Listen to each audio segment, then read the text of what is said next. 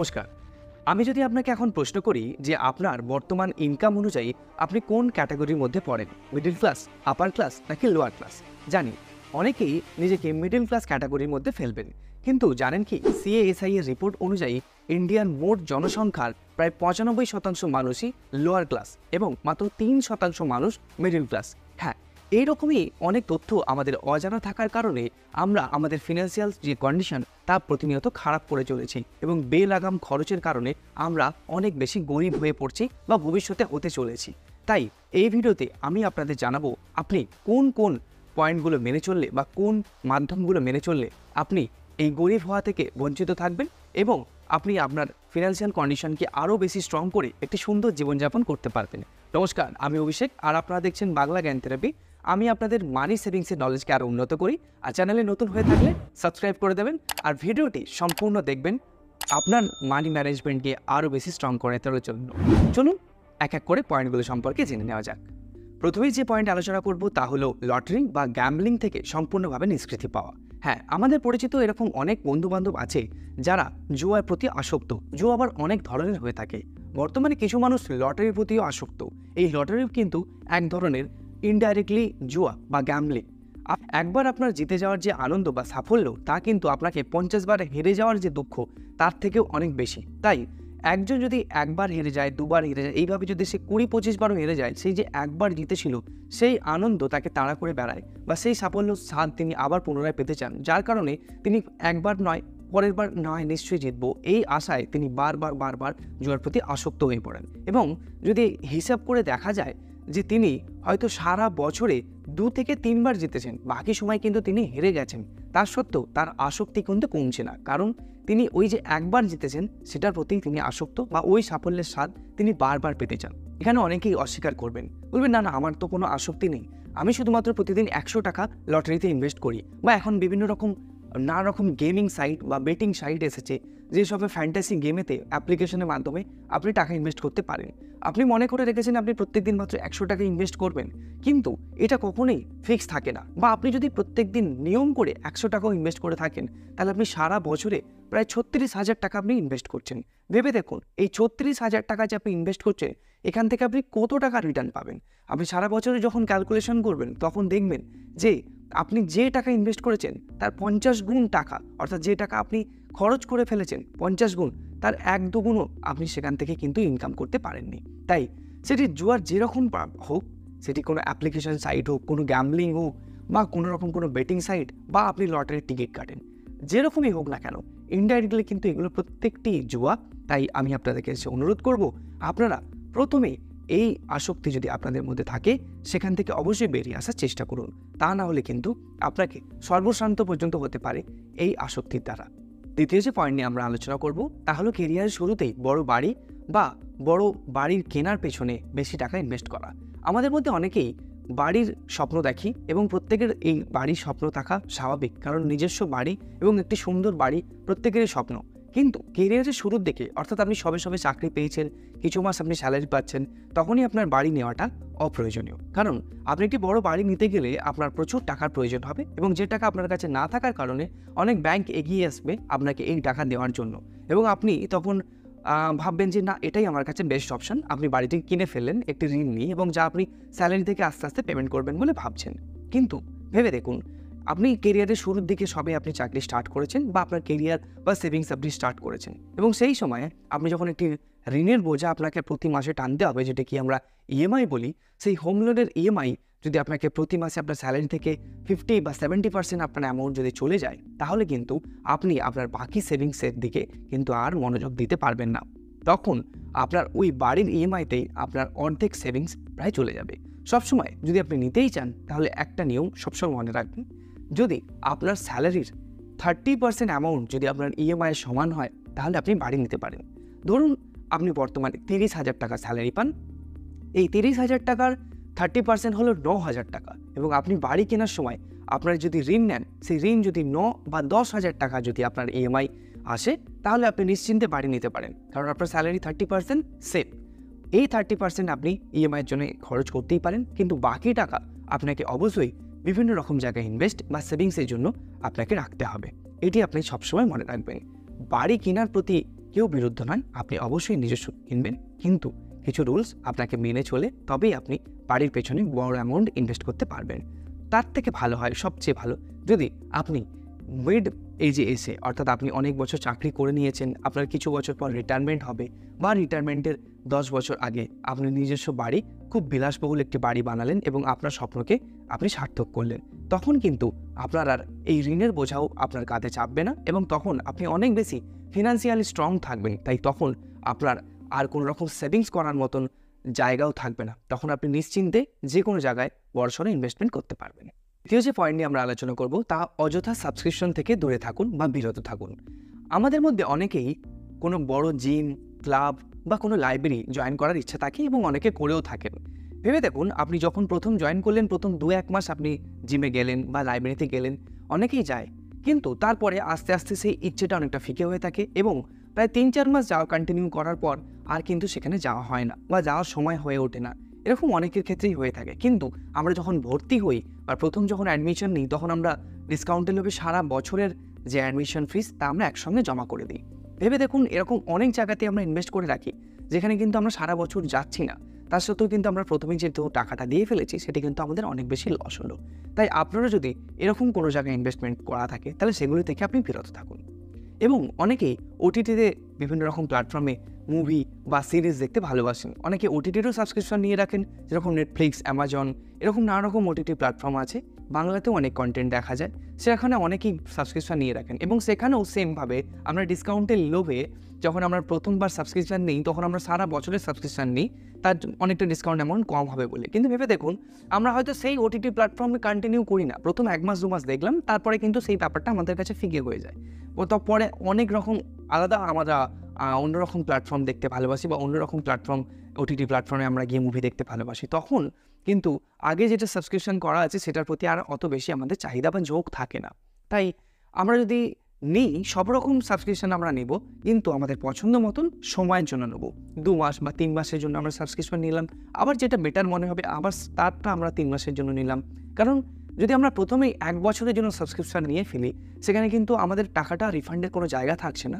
উপরন্তু আমাদের সারা বছর টাকাটা ইনভেস্ট হয়ে রয়েছে, আমরা সেগুলো দেখছিও না। আবার আমরা নতুন জায়গায় ইনভেস্ট করা আরম্ভ করছি, অর্থাৎ নতুন সাবস্ক্রিপশন আবার কিনে নিচ্ছি পুরোনো সাবস্ক্রিপশন থাকা সত্ত্বেও। এইভাবে আপনি ক্যালকুলেশন করলে দেখবেন সারা বছরে আপনি অনেক টাকা সেভ করতে পারছেন বা অনেক টাকা আপনি বাজে যে খরচ হচ্ছিল সেখান থেকে আপনি বেরিয়ে আসতে পেরেছেন। চতুর্থ যে পয়েন্ট নিয়ে আমরা আলোচনা করব, তার নতুন মোবাইল এবং গাড়ির প্রতি আসক্তি।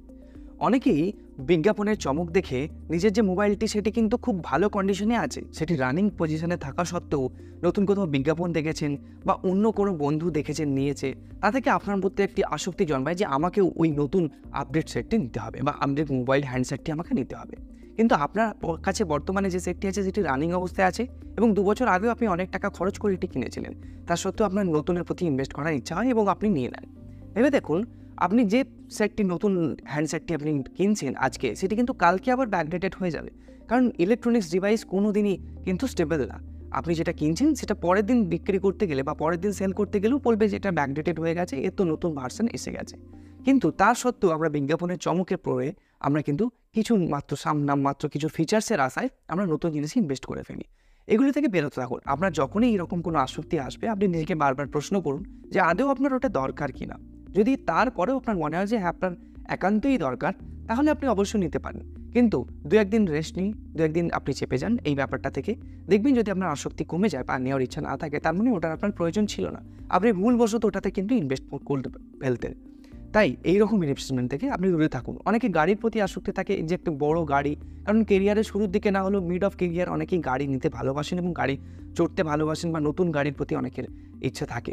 আপনি নিন, গাড়ি কিনুন, কোনো তাতে অসুবিধা নেই। কিন্তু আপনি ভেবে দেখুন যে আজকে যে আপনি গাড়িটি নতুন পারচেস করলেন, সেটি যদি 2 থেকে 3 বছর পর তার দাম কিন্তু প্রায় 30 থেকে 40% কম হয়ে যায়। সুতরাং আপনি ভেবে দেখুন, আপনি যখন গাড়িটা পারচেস করবেন, তখন যদি আপনি 3 বছরের বা 2 বছরের কোনো পুরানো একটি গাড়ি নিতেন, কারণ 2-3 বছরের গাড়ি কিন্তু খুব খারাপ হয় না বা তার কন্ডিশন অনেক বেশি বেটার থাকে, নতুনের মতনই থাকে।